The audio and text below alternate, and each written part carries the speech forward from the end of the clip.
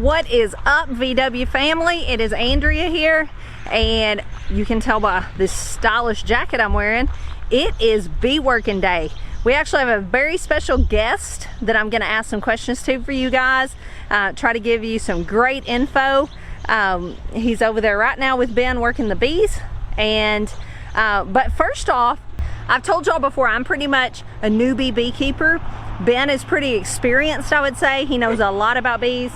Definitely doesn't know everything. I don't think anybody knows everything, but he is very good. He's educated himself on bees, not me so much, because I have a whole lot of other irons in the fire and just haven't taken the time, honestly. So I'm going to try to ask some questions that you guys might have as newbies as well, maybe. Maybe you're not. Maybe you're very experienced. But this is so silly. But the first tip I'm going to tell you, I've told y'all before how I hate wearing these bee suits. Gotta lock the gate first before the animals get out. Is girls, even guys if you have long hair, some sort of headband or scarf or whatever has made all the difference in the world. I've told you before, I hate these suits. As soon as I put it on, I feel like I need to scratch my face and everything.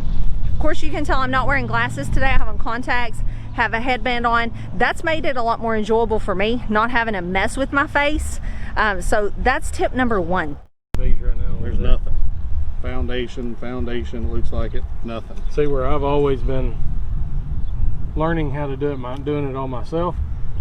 The guy that showed me the first time when he brought me the nukes, yeah, he said, you want to start out here because your queen's live will be here and you don't want to rake her. Sure. So you want to pull these off. But I've never noticed that, yeah, you can push all these that way and then you got plenty of room. So if you have 9 frames, it's hard to rake her. They will build honeycomb out deeper. Right. So when you look at it, you say, oh, there's no room in there. That brood can only be so deep. It's fat at the top and then it gets narrower as it goes down. Okay. So you can go in here. Now I don't want to turn this and cram this when it gets here because I could smash her. Mm-hmm. So I might go out here where it's not as busy, push down on this one, you know, and try to hold it in place. If it's not going to work, it's not going to work. Well, right. First of all, that one's against the wall, and that one's against the wall. So I can try to give myself just a little bit of room, just a little bit of working room like that right there, because usually just the honey is what's fat on top. I'll go with my hive tool. You can use your hook if you want. Get a hold of it. Use your hive tool on the other end, and it's not hung up. I can feel it. Right. Pull it out. See cat brood. Set it up here. I grab it. Cat brood, but I don't see any larvae or any eggs. So thinking about your clock, she has not been on this frame in the last 8 days, because on day 8 is when they cap. Mm-hmm. So this starts getting me to question what's going on. So I give them a little rake. I want to show you something else that's on here. Now I see larvae there, and it's larvae. It's about 6 days old. Yeah, there's a larvae right there. You can see it really well. Yep. See right there off the hive tool. So there's larvae right there. So that tells me she's been in here in about the last 6 or 7 days. And if I look out farther, I see smaller and smaller, and I see eggs. Mm-hmm. So she's in here. I'm but done. She's not laying in here, is what you were saying? She has not relayed these cells that have opened. But they could have hatched in the last day. Yeah. So what I'm noticing also over here, we call this bald brood. And you can look up on the internet, and that's exactly what it's called, is bald brood. B-A-L-D? Yep, just like bald head. Yeah. You see that right there?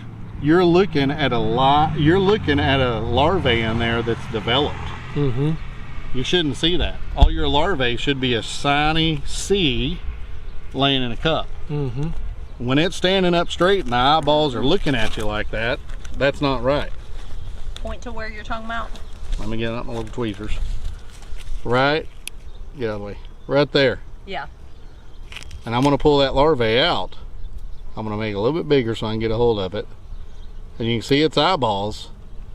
And you should not see an uncapped larvae like that. You should not see that. And you're seeing it here. And there's a few more on there. There's one. Yeah, there's one, there's one, there's one. What they say is causing this is there's a wax moth larvae crawling around behind there. And these bees are smelling it, and you notice these caps are pulled open. Mm-hmm. They're not chewed open from the bee trying to hatch. So And they can't get in there and stop it? right, they're trying to uncap that and get in there and stop it and find that larvae, and that larvae is just crawling around. A lot of times you'll just see a line. So And that's a wax moth trying to hatch? A wax moth No. larvae. There's a wax moth larva back Crawling on in the the back side of the, Oh, between the wax gotcha. foundation and the wax. Okay. Or between the plastic foundation and the wax. Right. They'll crawl along the back side of that and just eat that wax out on the back And side. we call that bald brood. So you got one right there, and you got one right there, and you got 2 or 3 on there. So it's just running them. Right. I wouldn't really be concerned about this at all, unless it was real bad. Okay. And right now we're losing like 6 larvae. If we were losing like 80 larvae, that'd be a concern. Why'd you pull it out? To see if there was varroa mite on it? Well, that, and I just wanted to show you, you should not see a purple-eyed larvae open. You should not see that cell open. Okay. So that's not gonna turn out well. Nope, that one's no good.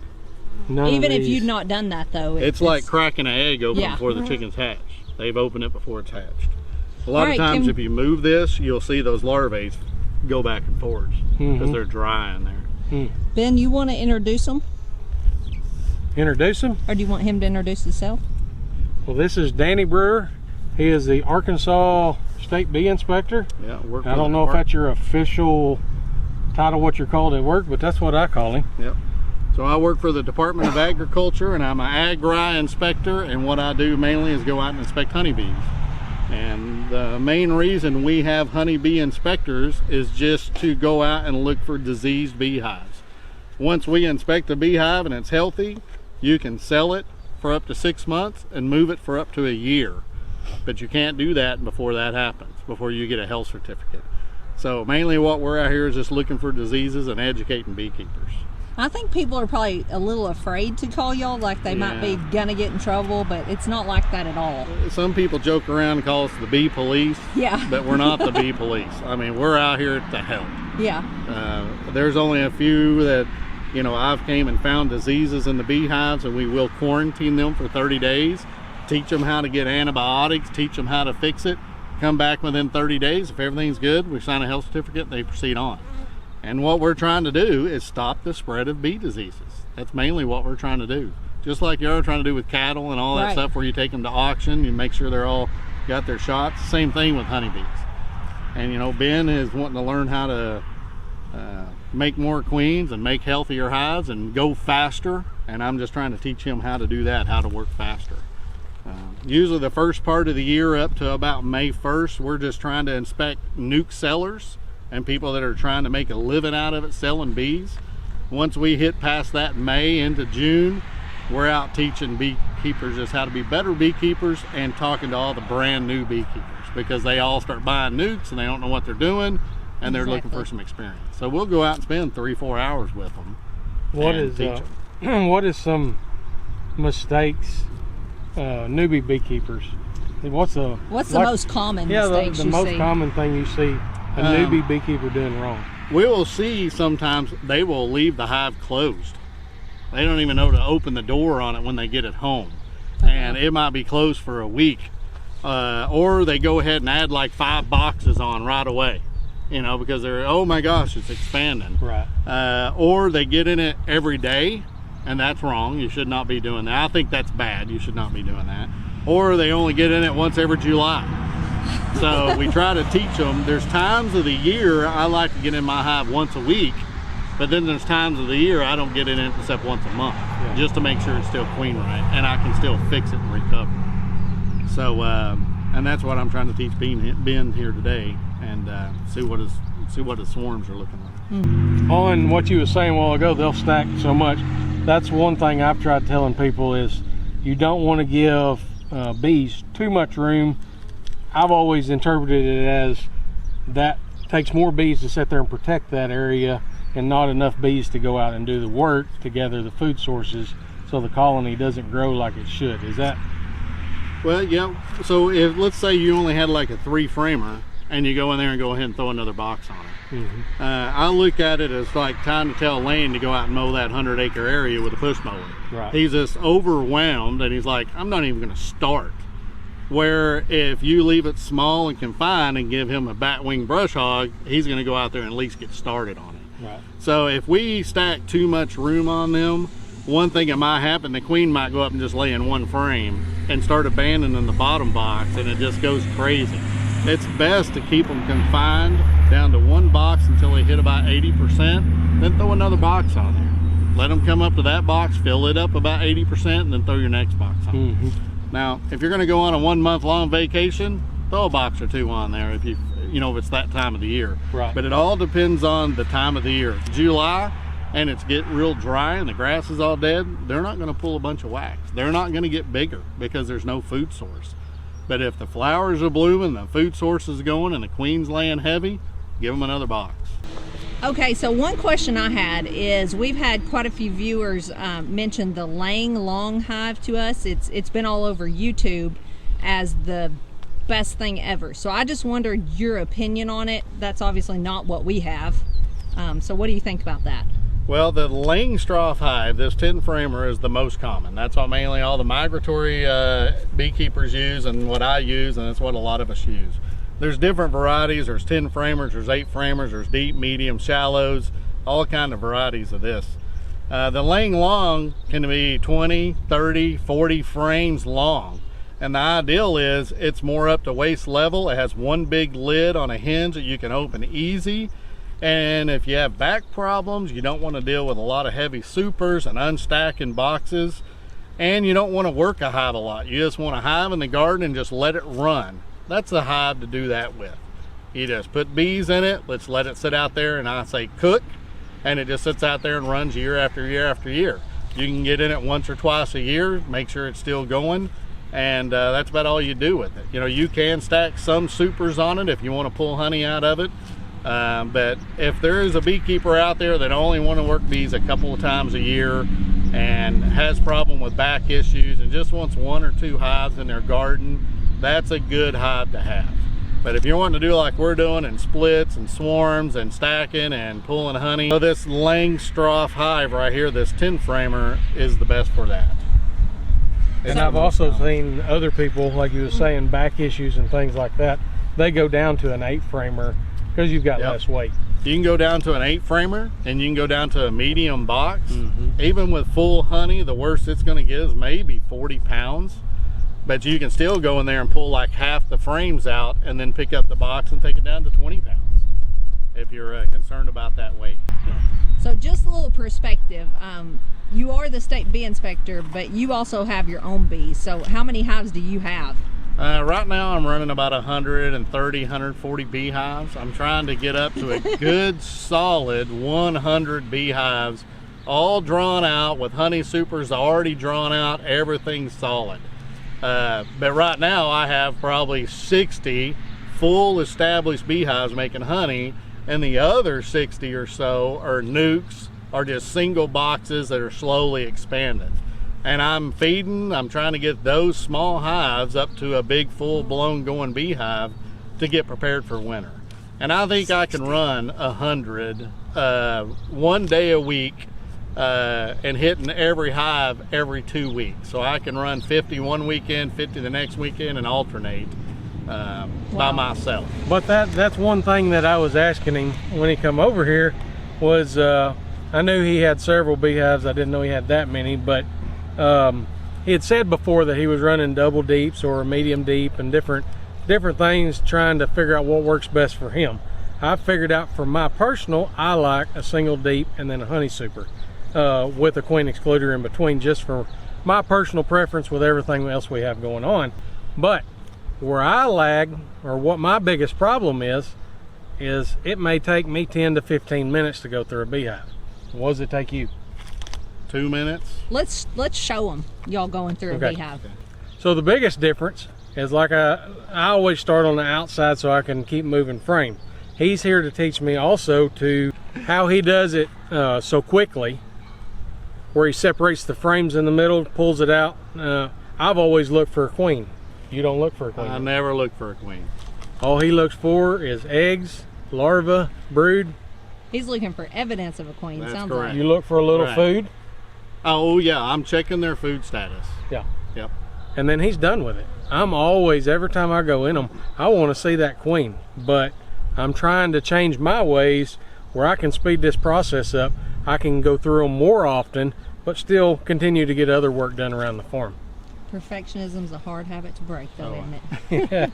Well, what I was seeing Ben was doing was he's taking his lid off, taking his super off, and he's going over here 3-4 foot away, setting it by the fence, and then he's pulling every frame looking at it.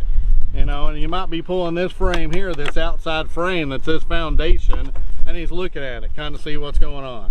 He's just burning up time to me. I tend to go right into the middle, pry it open, get into that middle frame, I pull it out, look for egg, larvae, and brood. If I see cat brood and I see eggs and larvae and I see honey up in the corner, I'm a happy camper. There is an active queen in this hive. I don't need to see her. I put it right back in here, push all 4 of my frames back over, throw my frame back in there, put the lid back on, and I go. And I keep my super close that I took off so I can just reach over here and grab it, throw it right back on, throw the lid back on, and go on to the next beehive. And that is how you're doing 50. Yeah, I'm in it that quick, just in and out. Yeah. Actually, he does. You said you can do 100 in a day? I can do 100 in a day. But that's The problem is with mine is I got like 10 to 20 hives per yard, and I got them spaced out like 5 miles apart. Yeah. So that eats up time. Yeah. So is this a mistake I am making that I don't know I'm making? This many beehives right here? I don't mind having this many beehives right here, but let's just say you get a bear that comes through here, you get a grass fire that comes through here, you get somebody that don't like you and come in here and spray you one night, you don't have a backup plan. Right. You don't have 10 hives sitting somewhere else where you could go do splits and recover and buy queens. So even if you don't want all your hives here and you could put some on the other side of the farm, Right. you know, would help. Just to separate them from that grass fire or bear attack or something like that. Or human attack. Right. So another thing I do, I only run 10 frames, and you see this one has 10 frames in it. It's about a finger lick. This one has 9. I'm sorry, this one has 9 frames in it. So the ones in the bottom, his brood had 10, so I actually had to remove a frame to work it.